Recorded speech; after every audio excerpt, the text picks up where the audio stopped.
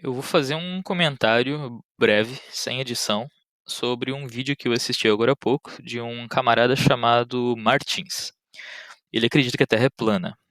O vídeo dele se chama Terra Plana, Teste de Curvatura, 33,13 quilômetros, Ilha Sumítica, São Paulo, Terra Globo refutada, certo? Então, o que ele fez, que ele mostra no vídeo? Ele veio para o litoral de São Paulo, para essa localidade chamada Caraguatatuba, e ele filmou uma pequena ilha chamada Ilha Sumítica, que é essa aqui, que fica um pouco mais de 30 quilômetros do local que ele escolheu para fazer a filmagem. O local que ele escolheu fica perto desse Mirante do Camaroeiro, é um pier, ok? Fica bem próximo do nível da água. E ele levou a câmera para lá e ele conseguiu filmar a ilha Sumítica. E ele diz que isso é uma prova de que a Terra é plana, porque, de acordo com os cálculos dele, a curvatura da Terra tornaria impossível ele filmar a ilha Sumítica total ou parcialmente, ok? Ele mostra os cálculos dele, ele traz as informações sobre a observação dele, a elevação de onde ele realizou a filmagem, a distância exata entre o ponto onde ele estava e a ilha, o que eu achei muito bacana. Então, eu dou os parabéns para ele por esse vídeo, porque tudo que a internet precisa é de mais terraplanistas indo a campo e fazendo observações do mundo real, porque quanto mais terraplanistas fazendo observações do mundo real, menos terraplanistas vão haver, né? Por uma razão óbvia. Mas o que acontece é que ele filma a ilha e ele diz que se a Terra fosse um globo ou esferoide seria impossível. Ele mostra os dados, os cálculos dele, e ele mostra algumas ferramentas online que iriam dar sustentação a essa hipótese dele. Essa ferramenta aqui eu não conhecia e ela é muito legal. Flat Earth, Finding the Curvature of the Earth. Por que essa ferramenta é bacana? Porque ela permite que você coloque dados como se fosse de um observador em um determinado ponto e os dados de um objeto que você estaria observando, e essa ferramenta permite você calcular o quanto desse objeto você conseguiria observar ou não, certo? Se ele ficaria escondido atrás da curvatura da Terra ou não. Isso é muito legal. Então o que eu fiz foi, eu assisti o vídeo inteiro dele, ele fala um monte sobre pseudociência, etc, xinga a ciência bastante, mas o que ele está fazendo é o método científico, ele está fazendo observações. Então é muito engraçado ver ele xingando a pseudociência, quando na verdade ele está fazendo uma observação científica. Mas vamos ver o que ele fez. Eu coloquei aqui na ferramenta os mesmos dados que ele utilizou. A altura do observador é 2,3 metros. O zoom que ele disse que ele estava utilizando na filmagem é de 2.000 milímetros. O objeto que ele estava observando é um objeto, a distância é de 33.130 metros. Aqui ele colocou o delta de distância 1, eu não sei o que significa esse valor, mas eu vou fazer a mesma coisa que ele fez. E ele veio aqui para refração, e ele colocou o coeficiente K 0,2. Ele falou bastante sobre refração, falou que não existe, pseudociência, etc, etc. Refração atmosférica é um fenômeno real, mas ele realmente focou um trecho do vídeo dele nesse ponto. O que eu queria mostrar aqui é o seguinte, o Martins, no vídeo dele, ele fala que acima de um certo valor, esse coeficiente K aqui ele não existe, ele é irreal, é impossível, tá. O valor de 0,2 aqui, a própria ferramenta está mostrando esse coeficiente K de 0,2, entre parênteses, uma descrição que é média, médium, ok? Aqui fica óbvio que a ilha não está aparecendo no meu campo de visão. O próprio Martins ele mexeu um pouco nesse slider do coeficiente K e ele mostrou que se você manipular essa informação aqui, o coeficiente, o índice de refração atmosférica, um pedaço da ilha fica visível, certo?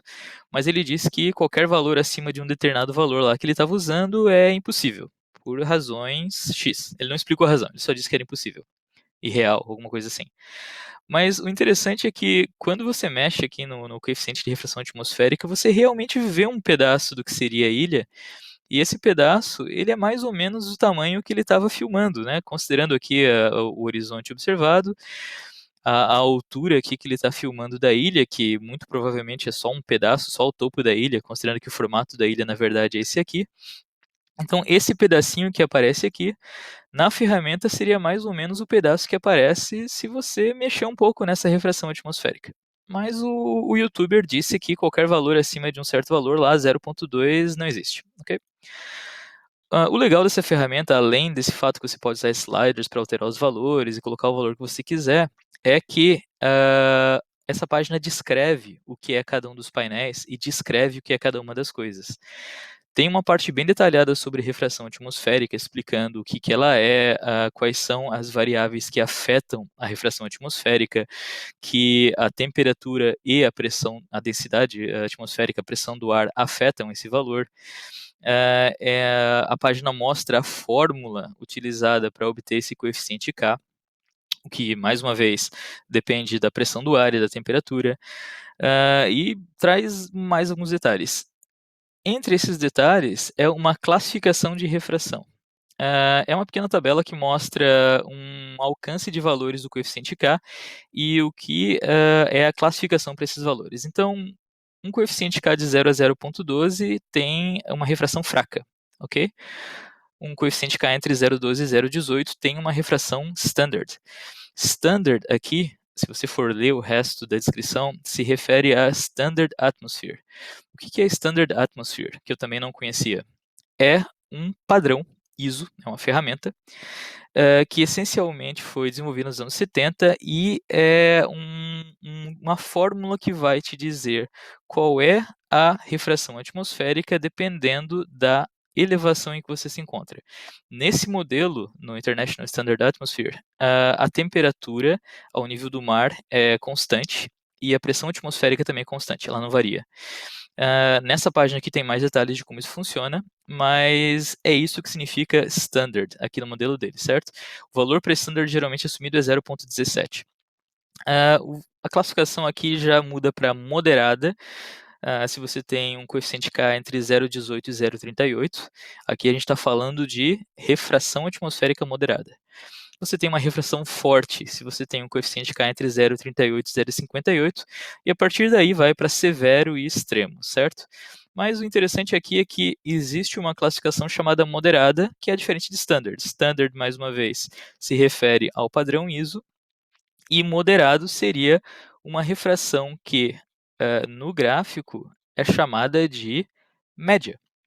Então aqui eu estou com o valor 0.195, que está sendo chamada de média pelo meu gráfico, e à medida que eu vou escorregando esse slider aqui para o lado e aumentando esse valor, eu continuo aqui com uma descrição de que o valor que eu estou usando é médio.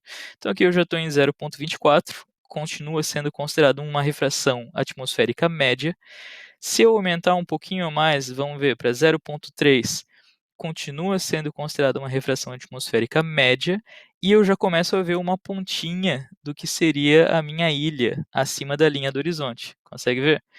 Se eu aumentar um pouquinho mais, para 0.35, continua sendo considerada uma refração atmosférica média, e eu já estou vendo um pouco mais do meu objeto escondido embaixo, escondido atrás da linha do horizonte, ok?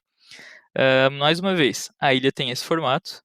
O que o Martins filmou é provavelmente a ponta da ilha. Você consegue ver um pedaço aqui que parece achatado, provavelmente uma distorção atmosférica, temperatura do ar logo acima da água, alguma coisa assim. Mas o fato é que você não está vendo nesse vídeo aqui exatamente isso. Então acredito que o que ele esteja vendo seja a parte de cima da ilha. Então, com uma refração atmosférica considerada média, eu consigo ver um pedaço da ilha. Se você aumentar isso para um pouco mais, 0,38, que é o limite do que é considerado uma refração atmosférica média, eu consigo ver ainda um pouco mais. Então, o que isso significa? Isso significa que, de acordo com o modelo da realidade em que a Terra é esférica, em que a Terra é um globo, com uma refração atmosférica média, eu vejo a ilha, certo? E eu vejo ela até de um jeito relativamente parecido com o que o Martins filmou. Coisa para pensar, né? Mais uma vez, não sou eu que está dizendo, o que estou dizendo é o modelo que está dizendo, né? O que o Martins tenta fazer a pessoa que está assistindo o vídeo ignorar é que uma refração, um coeficiente K de até 0,38 ainda é médio. E ele insiste, insiste, insiste que qualquer valor acima de 0,2 é irreal, não existe, pseudociência, etc, etc. Mas esse não é o aspecto mais interessante dessa ferramenta aqui. Tem uma outra coisa nessa ferramenta que o Martins não mostrou no vídeo dele, que eu queria mostrar, que é o seguinte. Esse modelo aqui é o modelo que simula como você vê as coisas em uma Terra esférica, certo? Então, em uma Terra globo, e você consegue aqui ver qual é o modelo que está sendo utilizado, no modelo globo, com uma refração atmosférica ainda média, eu consigo ver uma ponta da ilha. Sim, também com uma refração atmosférica média de 0,2, eu já não vejo a ilha, mas considerando que ambos os valores estão nesse alcance que é chamado de médio, pode ser que no dia que o Martins estivesse filmando, a temperatura do ar e a pressão atmosférica propiciasse essas condições. Não sei, porque o Martins não compartilhou essa informação. Mas vamos voltar aqui para essa primeira aba, Views, do meu modelo. Isso aqui é o modelo globo. É assim que eu deveria ver a ilha se eu estivesse num globo, certo? Relativamente parecido com o que o Martins filmou. Agora vamos ver como é que eu deveria ver a ilha se a Terra fosse plana. FE aqui é Flat Earth. É assim que a ilha deveria aparecer se ela fosse plana. Com um zoom de 2000 milímetros, eu deveria ver a ilha inteira, da ponta até a parte da ilha que está em contato com a água. E não parece ser exatamente isso que o Martins conseguiu filmar. Então a pergunta que fica, talvez para o Martins ou qualquer um que tenha assistido o vídeo dele, por que é que eu não estou vendo a ilha sumítica inteira a 33 quilômetros de distância se a Terra é plana?